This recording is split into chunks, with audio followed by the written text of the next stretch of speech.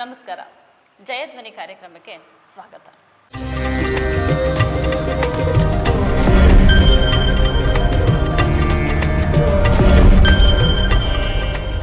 ಪಾಂಡವರು ಕೌರವರು ಬೇರೆ ಬೇರೆ ಗುಂಪುಗಳಾದರೂ ಕೂಡ ಒಟ್ಟೊಟ್ಟಿಗೆ ಆಟ ಆಡ್ತಿದ್ದಾರೆ. ಒಬ್ಬರನ್ನ ಬಿಟ್ಟು ಒಬ್ಬರಿಲ್ಲ. ಅರಮನೆ ತುಂಬ ಯಾವಾಗಲೂ ಮಕ್ಕಳದ್ದೇ ಗದ್ದಲ, ಮತ್ತು ಹಾಗೆಯೇ ವಿದ್ಯಾಭ್ಯಾಸನೂ ನಡೀತಾ ಇದೆ. ಹೀಗಿರಬೇಕಾದ್ರೆ ಒಂದು ದಿವಸ ಏನಾಗುತ್ತೆ, ಈ ಭೀಮ ಇದ್ದಾನಲ್ಲ, ಇವನು ಸುಮ್ಮನೆ ಅಲ್ಲ, ತುಂಬ ಉಡಾಳ ಇರ್ತಾನೆ ಭೀಮ. ಮನೆ ತುಂಬ ಬಲನೂ ಇರುತ್ತಲ್ವ, ಅವನಿಗೆ ಆ ಉಡಾಳ್ತನ ಚೆನ್ನಾಗಿ ಮೈ ಹತ್ತಿರುತ್ತೆ. ಅವನಿಗೆ ಕೌರವರನ್ನು ಕಂಡ್ರೆ ಸಿಟ್ಟು, ಮೊದಲಿಂದನೂ ಸಿಟ್ಟು. ಅದು ಯಾತಕ್ಕೋ ಸಿಟ್ಟು. ಅವನೇನು ಮಾಡ್ತಾನೆ, ಇವರೆಲ್ಲ ಮರಕೋತಿ ಆಟ ಆಡೋಕ್ಕೆ ಎಲ್ಲರೂ ಮರ ಹತ್ತಿದ್ದಾರೆ, ಇವನನ್ನು ಅವ್ರು ಸೇರಿಸ್ಕೊಳ್ಳೋದಿಲ್ಲ. ಯಾಕೆಂದರೆ ಇವನು ಕೆಟ್ಟದಾಗ ಆಟ ಆಡ್ತಾನೆ, ಹೊಡಿತಾನೆ, ಎಲ್ಲ ಮಾಡ್ತಾನೆ. ಅದಕ್ಕೋಸ್ಕರ ಭೀಮನ್ನು ಸೇರಿಸ್ಕೊಳ್ಳೋದಿಲ್ಲ. ಹೀಗಿರಬೇಕಾದ್ರೆ ಮರ ಹತ್ತಿದರೆ ಹೋಗ್ಬಿಟ್ಟು ಆ ಮರನ ಅಲುಗಾಡಿಸ್ಬಿಡ್ತಾನಂತೆ. ಮೇಲಿದ್ದವರೆಲ್ಲ ಮರದಿಂದ ಹಣ್ಣುಗಳು ಬೀಳಲ್ವ, ಹಾಗೆ ಎಲ್ಲ ಮಕ್ಕಳು ಕೆಳಗಡೆ ಬಿದ್ದುಬಿಟ್ಟು ಹತ್ಕೊಂಡು ಗಲಾಟೆ ಮಾಡಿಕೊಂಡು ಭೀಮನ್ ಬೈಕೊಂಡು ಮನೆಗೆ ಹೋಗಿ ಮನೇಲಿ ಹಿರಿಯರಿಗೆ ಭೀಷ್ಮರಿಗೆ ದೂರ ಹೇಳ್ತಾ ಇರ್ತಾರೆ. ಕರೆದು ಮತ್ತೆ ಭೀಮನ್ಗೆ ಅವ್ರ ಬುದ್ಧಿ ಹೇಳ್ತಾರೆ, ಈಗೆಲ್ಲ ಮಾಡಬಾರ್ದಪ್ಪ, ನೀವೆಲ್ಲ ಅಣ್ಣ ತಮ್ಮದಿರು, ಒಟ್ಟಿಗೆ ಇರಬೇಕು ಅಂತ. ಆದರೆ ಭೀಮ ಮಾತ್ರ ಕೇಳೋದಿಲ್ಲ. ಮತ್ತೆ ಇಂಥದ್ದೇ ಏನೋ ಮಾಡ್ತಿರ್ತಾನೆ. ಅವ್ರಿಗೆ ಪದೇ ಪದೇ ಹೊಡೆಯೋದು, ಜಜ್ಜೋದು. ಧೃತರಾಷ್ಟ್ರನ ಮಕ್ಕಳು ಅಂದರೆ ಭೀಮನಿಗೆ ಮೊದಲಿಂದ ಅದು ಎಲ್ಲದೂ ಸಿಟ್ಟು, ಅಥವಾ ಅವ್ರ ದುಷ್ಟತನ ಇವನಿಗೆ ಕೆಟ್ಟದಾಗಿ ಕಾಣ್ತಿತ್ತೋ ಗೊತ್ತಿಲ್ಲ. ಒಟ್ಟು ಅವನು ಅವ್ರಿಗೆ ತುಂಬ ಹಿಂಸೆ ಕೊಡ್ತಾ ಇದ್ದಾನೆ. ಏನಾದರೂ ಮಾಡಿ ಈ ಭೀಮನನ್ನು ಕಟ್ಟಿ ಹಾಕಬೇಕು, ಅವನನ್ನು ಹೇಗಾದರೂ ಇವನಿಂದ ತಪ್ಪಿಸ್ಕೋಬೇಕು, ಭೀಮನಿಗೆ ಏನಾದರೂ ಮಾಡಬೇಕು ಅಂತ 101 ಜನದ ಬಯಕೆ. 100 ಜನದ್ದು ದೃಶ್ಯಲೆಂದು ಬಿಟ್ಟುಬಿಡೋಣ, ಪಾಪ ಅವಳು ಯಾತಕ್ಕೂ ಬಂದವಳಲ್ಲ.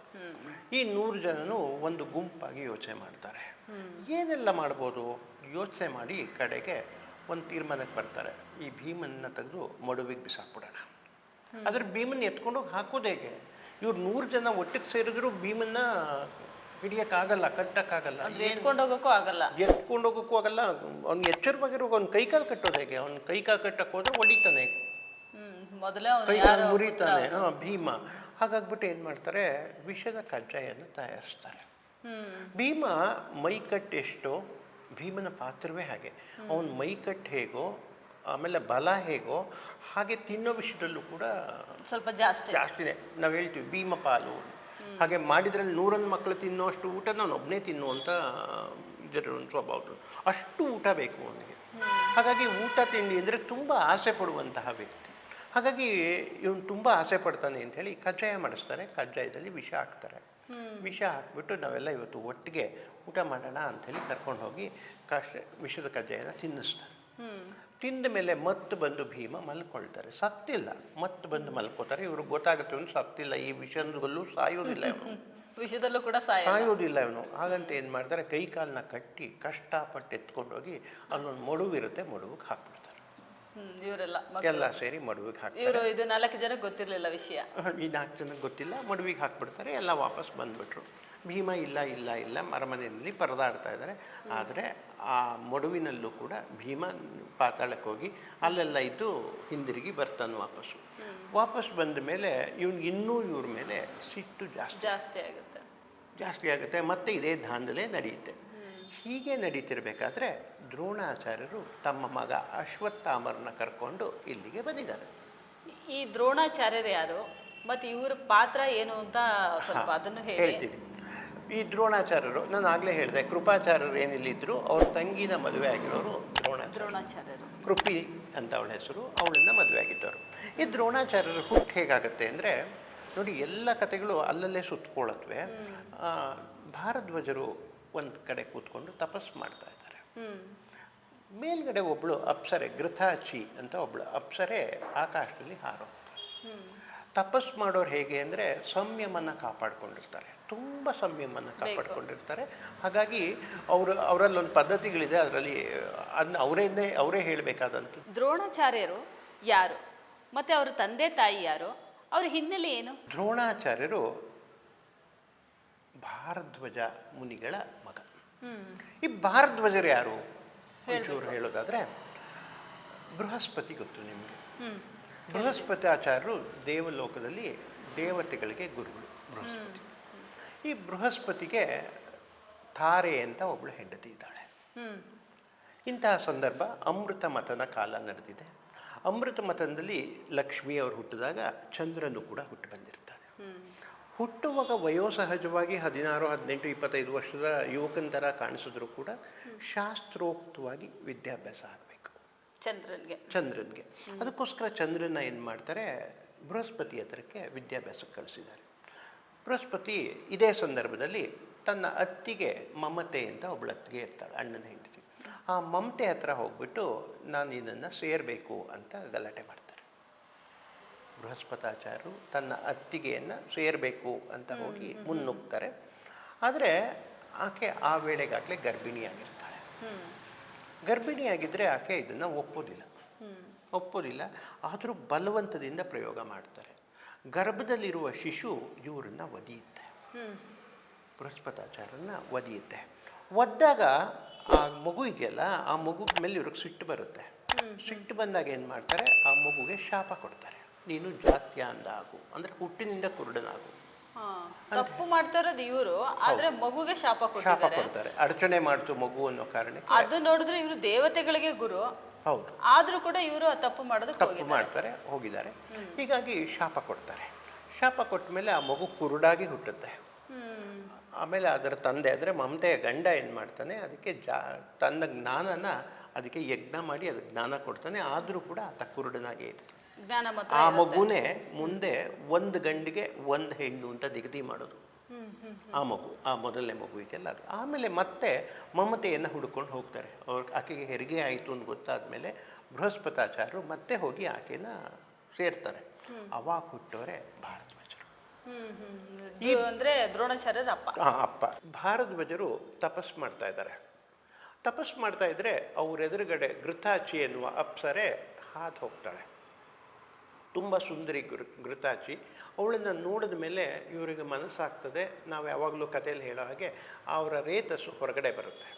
ಪಕ್ಕದಲ್ಲಿ ಒಂದು ದೊನ್ನೆ ಇರುತ್ತೆ, ಆ ದೊನ್ನೆಗೆ ತೆಗೆದು ರೇತಸ್ನ ಹಾಕ್ತಾರೆ. ಹಾಕಿದ್ರೆ ಆ ದೊನ್ನೆ ಒಳಗಡೆ ಒಂದು ಮಗು ಮೂಡುತ್ತೆ. ದೊನ್ನೆ ದ್ರೋಣ, ಸಂಸ್ಕೃತದಲ್ಲಿ ದ್ರೋಣ, ಕುಂಭ ಈ ಥರದ್ರಲ್ಲಿ ಹುಟ್ಟುತ್ತೆ ಮಗು. ಅದಕ್ಕೋಸ್ಕರ ಇವನ ದೊನ್ನೆಯಲ್ಲಿ ಹುಟ್ಟಿದ್ರಿಂದ ದ್ರೋಣ ಅಂತ ಹೆಸರಿಡ್ತಾರೆ. ಈ ದ್ರೋಣಾಚಾರ್ಯರು ಮುಂದೆ ಬೆಳೆದು ದೊಡ್ಡವರಾಗ್ತಾರೆ. ಭಾರದ್ವಾಜರಿಂದ ವಿದ್ಯಾಭ್ಯಾಸ ಆಗಿದೆ, ಎಲ್ಲವೂ ಆಯಿತು. ಆದರೆ ಬಡತನ ಮಾತ್ರ ಬೆನ್ನು ಹಿಡಿದೇ ಕೂತಿದೆ. ಯಾವಾಗಲೂ ಕೆಟ್ಟ ಬಡತನ ದ್ರೋಣಾಚಾರ್ಯರಿಗೆ. ಜೊತೆಗೆ ಇವ್ರಿಗೆ ಅದೇ ಅರಮನೆಯಿಂದ ನಾ ಹೇಳಿದಾಗೆ ಕೃಪಾಚಾರ್ಯರ ತಂಗಿಯನ್ನು ಕೊಟ್ಟು ಮದುವೆ ಮಾಡಿದ್ದಾರೆ. ಕೃಪಿ ಇಲ್ಲಿ ಕೂಡ ಆಶ್ರಯದಲ್ಲಿದ್ದವಳು. ಅಲ್ಲೂ ಹೋಗ್ಬಿಟ್ಟು ದ್ರೋಣಾಚಾರ್ಯರ ಜೊತೆಗೆ ಬಡತನದಲ್ಲೇ ಸಂಸಾರ ಮಾಡ್ತಾರೆ. ದ್ರೋಣಾಚಾರ್ಯರು ಮಹಾನ್ ಬಿಲ್ಲುಗಾರರು, ವಿದ್ಯಾವಂತರು. ಆದರೆ ಅವ್ರಿಗೆ ಬಡತನ ಮಾತ್ರ ಬಿಡ್ತಾ ಇಲ್ಲ. ದ್ರೋಣಾಚಾರ್ಯರು ವಿದ್ಯಾಭ್ಯಾಸ ಮಾಡ್ತಾ ಇರುವಾಗ ದ್ರುಪದ ರಾಜ, ನಾನು ಆಗಲೇ ಹೇಳಿದ್ದೆ ದ್ರುಪದ ರಾಜ, ಅವನು ಬಂದು ಇಲ್ಲಿ ಇವ್ರ ಜೊತೆಗೆ ವಿದ್ಯಾಭ್ಯಾಸ ಮಾಡ್ತಿರ್ತಾರೆ. ಇವರು ಅಭ್ಯಾಸ ಮಾಡ್ತಿರ್ಬೇಕಾದ್ರೆ ಅಗ್ನಿವೇಶರಲ್ಲಿ ಅಭ್ಯಾಸ ಮಾಡ್ತಾ ಇದ್ದಾರೆ.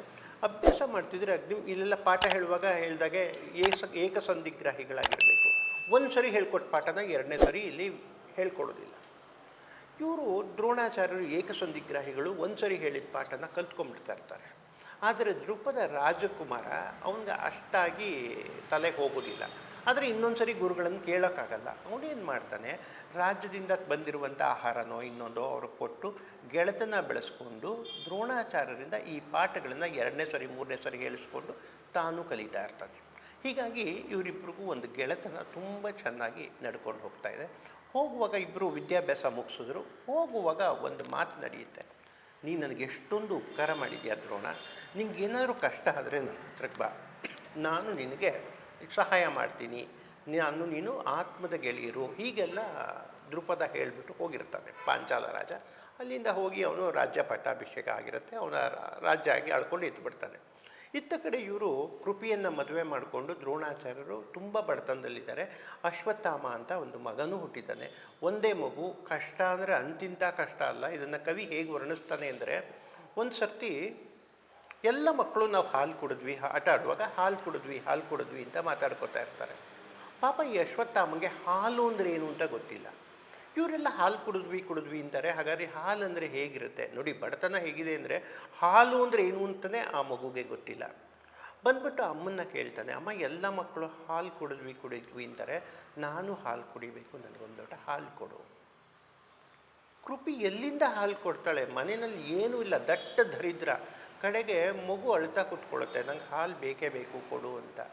ಏನೂ ಮಾಡಲಾರ್ದಕ್ಕೆ ಮನೆಯಲ್ಲಿದ್ದ ಸ್ವಲ್ಪ ಗೋಧಿ ಹಿಟ್ಟಿಗೆ ನೀರು ಹಾಕಿ ಕಲಿಸ್ಬಿಟ್ಟು ಅದು ಬೆಳ್ಳಗೆ ಹಾಲ್ನಾಗ ನೋಡೋಕೆ ಕಾಣುತ್ತಲ್ಲ, ಅದನ್ನು ಕೊಟ್ಬಿಟ್ಟು ತಗೋ ಹಾಲನ್ನ ಕುಡಿ ಅಂತ ಕೊಡ್ತಾರೆ. ಆ ಮಗು ಏನು ಮಾಡುತ್ತೆ, ಎಲ್ಲ ಮಕ್ಕಳು ಜೊತೆ ಆಟಗಾರರು ಅವ್ರು ಎಲ್ಲರೂ ಕೂಡ ಆಟ ಆಡುವಾಗ ಹಾಲು ಕುಡ್ದೆ ಅಂತಿದ್ರಲ್ಲ, ನಾನು ಕುಡಿತೀನಿ ನೋಡಿ ಅಂತ ಹೇಳಿಬಿಟ್ಟು ಆ ಹಾಲನ್ನು, ಅದೇನು ಗೋಧಿ ಹಿಟ್ಟಿಗೆ ನೀರಿದೆಯಲ್ಲ ಆ ನೀರನ್ನು ತೆಗೆದುಕೊಂಡೋಗಿ ಆ ಮಕ್ಕಳ ಎದುರುಗಡೆ ನಾನು ಹಾಲು ಕುಡಿತಿದ್ದೀನಿ ನೋಡಿ ಅಂತ ಹೇಳಿಬಿಟ್ಟು ನಿಂತ್ಕೊಳ್ತಾನೆ. ಅವರೆಲ್ಲ ಮಕ್ಕಳು ಈ ಹುಡುಗನ ತುಂಬ ಗೇಲಿ ಮಾಡಿಬಿಡ್ತಾರೆ. ಇದು ಗೋಧಿ ನೀರೇ ಹೊರತು, ಗೋಧಿ ಹಿಟ್ಟಿನ ನೀರೇ ಹೊರತು ಇದು ಹಾಲಲ್ಲ, ನಿನ್ನನ್ನು ಮೋಸ ಮಾಡಿದ್ದಾರೆ ಅಂತ.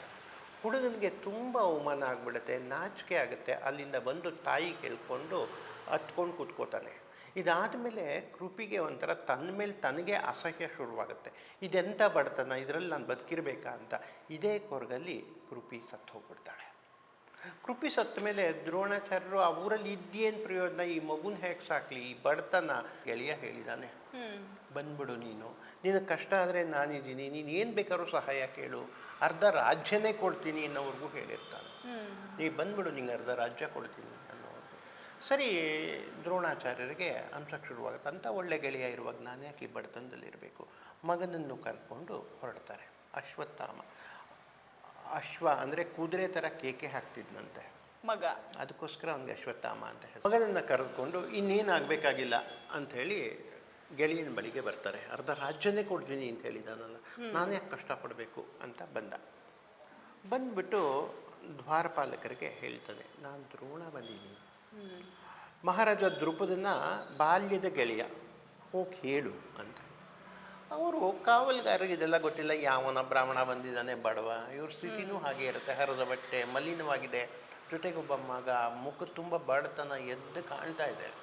ಅವರು ಒಳಗೆ ಸೇರ್ಸೋಕ್ಕೆ ಸಿದ್ಧವಾಗಿರಲ್ಲ. ಆಮೇಲೆ ಇವರು ತುಂಬ ಒತ್ತಡ ಕೊಡ್ತಾರೆ, ಒತ್ತಡ ಕೊಟ್ಟು ಒಳಗಡೆ ಹೋಗ್ತಾರೆ. ಹೋದರೆ ಅವನು ತುಂಬ ಗೇಲಿ ಮಾಡಿಬಿಡ್ತಾನೆ. ನೀನು ಯಾವ ಗೆಳೆಯ ದ್ರುಪದ, ನೀನು ಯಾವ ಗೆಳೆಯ, ಇಲ್ಲಿಗೆ ಯಾಕೆ ಬಂದೆ, ಬೇಕಾದ್ರೂ ಒಂದಿಷ್ಟು ಊಟ ತಿಂಡಿ ಕೊಡ್ತೀವಿ ತಗೊಂಡೋಗು, ನಾನು ಯಾಕೆ ನಿಂಗೆ ಅರ್ಧ ರಾಜ್ಯ ಕೊಡಬೇಕು. ಈ ಥರ ಸಿಕ್ಕಾಪಟ್ಟೆ ಗೇಲಿಯಾಗಿ ಮಾತಾಡಕ್ಕೆ ಶುರು ಮಾಡ್ತಾನೆ. ಇರುತ್ತೆ, ನೆನಪಿಲ್ಲ ಅಂತ ಹೇಳೋದಿಲ್ಲ ಅವನು, ನೆನಪಿರುತ್ತೆ. ಆದರೆ ಅವತ್ತು ಅಗತ್ಯ ಇತ್ತು, ಅದಕ್ಕೆ ಹೇಳಿ ವಿದ್ಯಾಭ್ಯಾಸ ಕಲಿಯೋದಕ್ಕೋಸ್ಕರ ಅವತ್ತು ಅವ್ರಿಗೆ ಒಂದು ಬಣ್ಣದ ಮಾತುಗಳನ್ನ ಆಡಿದ್ರು. ಇವತ್ತು ಅದಕ್ಕೆ ಅವ್ರು ಒಪ್ಕೊಳ್ಳೋದಿಲ್ಲ. ಇಲ್ಲ ನಾನು ಆ ಥರ ಹೇಳಿಲ್ಲ ಅನ್ನೋ ಪ್ರಶ್ನೆನೇ ಬರಲ್ಲ. ನೀನು ಯಾಕೆ ಇಲ್ಲಿಗೆ ಬಂದೆ, ನೀನು ಯಾವ ಗೆಳೆಯ, ಈ ಥರದ ಮಾತುಗಳು ಅವಮಾನ ಆಗಿಬಿಡುತ್ತೆ. ಅವಮಾನ ಆದಾಗ ಅವ್ರಿಗೆ ಸಿಟ್ಟು ಬರುತ್ತೆ. ಹೌದಾ, ನನ್ನ ವಿಷಯದಲ್ಲಿ ಹೀಗಾಡ್ತೀಯ, ನಿನ್ನನ್ನು ನನ್ನ ಮಂಚಕ್ಕೆ ಕಟ್ಟಿಸ್ಲಿಲ್ಲ ಅಂದರೆ ನನ್ನ ಹೆಸರು ಯಾತಕ್ಕೆ, ನಿನ್ನ ಹೆಡೆ ಮುರಿ ಕಟ್ಟಿಸಿ ನನ್ನ ಕಾಲ ಹತ್ರ ಹಾಕಿಸ್ತೀನಿ ಅಂತ ಹೇಳಿ ಮಾತು ತಗೊಂಡು ಹೊರಗಡೆ